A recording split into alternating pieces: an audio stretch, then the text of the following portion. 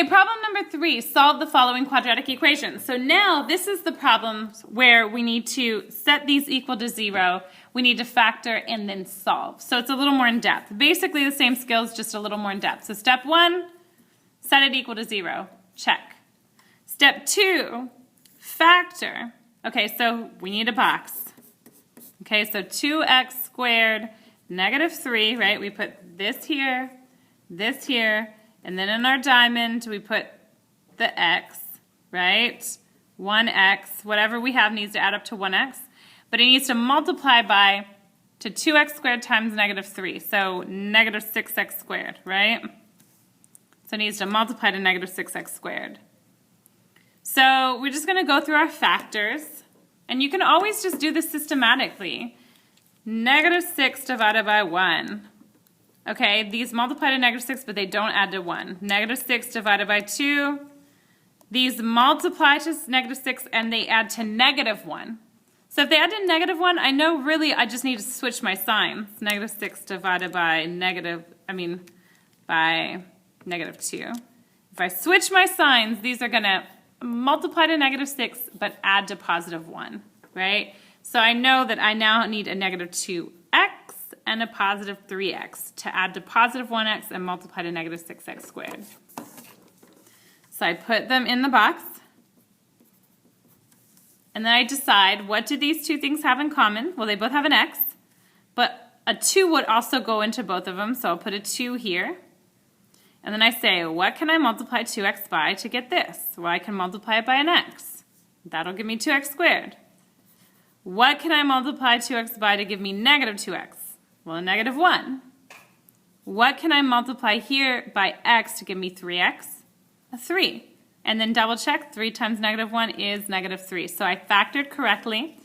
So I can go over here and rewrite 2x plus 3, just reading off the top, x minus 1. But now I can't just leave it this way. It's still equal to 0. And we're not finished. That was the hard work of solving by factoring. But it's not the only work. Once I have it factored, the whole point was that I would give these factors, and then if just one of these factors is 0, the whole thing's 0, because multiplying by 0 is 0. So if I set 2x plus 3 equal to 0, I'm going to find an x that will make this whole equation 0.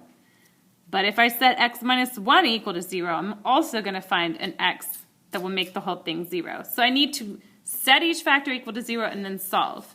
So solving over here, pretty easy. Add 1 to both sides, so x could be 1. Solving over here, not too hard, but just an extra step. Subtract 3 from both sides. That leaves 2x equals negative 3. Divide by 2 on both sides, so x equals negative 3 halves. So now I have the two x's that will solve this equation and make it true. Okay, one more, solve the following quadratic equation, right? So x squared here, it's already equal to 0. I already got it equal to 0, so now I just need to factor. X squared here, negative 12 here, negative 1x right here, right? That's like a negative 1x. And then negative 12 times x squared, negative 12x squared right there, right? So this times this is there, this goes there, this goes there, and this goes there. All right, so what two things times each other will give me negative 12x, but only add to negative 1? Okay, so I'm going to do negative 12 divided by 1. Those two multiply to this, but they don't add to negative 1. Negative 12 divided by 2. These multiply to this, but they don't add to negative 1. Divided by 3. They multiply to this, and they add to negative 1, right? And so I know it's now 3x and negative 4x. 3x, negative 4x. So I can put either one of those here. And now what do these two have in common? They both have an x. What is this over here? X times what gives me x squared? X times x. What's down here? X times what gives me 3x? 3. What's this right here?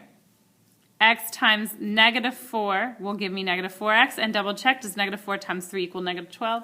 Yes. So I can write out my factors. x minus 4, x plus 3. But I'm not done. This time it's actually equal to 0. So again, we're solving equations. So these are equal to 0. And we need to now set each factor equal to 0. That's the whole point here of factoring. This equal to 0, this equal to 0, and then solve. Add 4 to both sides, subtract 3. So x could be 4 or x could be negative 3. Either one will make this equation true.